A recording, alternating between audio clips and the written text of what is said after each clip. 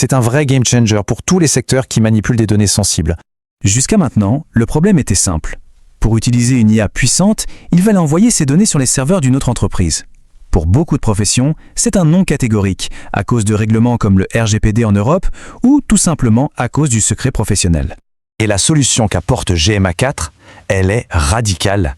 Puisque le modèle tourne sur une machine en interne, sur le réseau d'entreprise, eh bien aucune donnée ne quitte jamais les murs.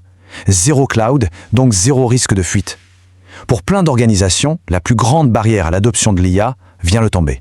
Les avantages sont immédiats. On pense à la santé, où un hôpital peut analyser des dossiers patients en respectant totalement le secret médical.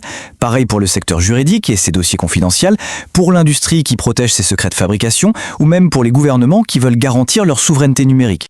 Mais il faut voir plus loin. Ce serait une erreur de penser que GMA4 est un projet isolé. En fait, c'est la toute première pièce d'une stratégie beaucoup plus large de Google.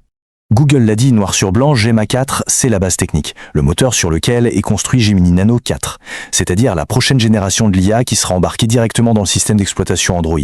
Et quand on parle d'Android, l'échelle devient colossale. On parle de près de 4 milliards d'appareils dans le monde. C'est le nombre de téléphones qui pourraient potentiellement avoir cette technologie directement dans leur poche. Du coup, la stratégie de Google devient limpide. Étape 1, on lance un modèle open source, hyper performant, pour que tous les développeurs se l'approprient. Étape 2, on laisse cet écosystème grandir. Étape 3, on intègre la technologie dans des milliards de smartphones.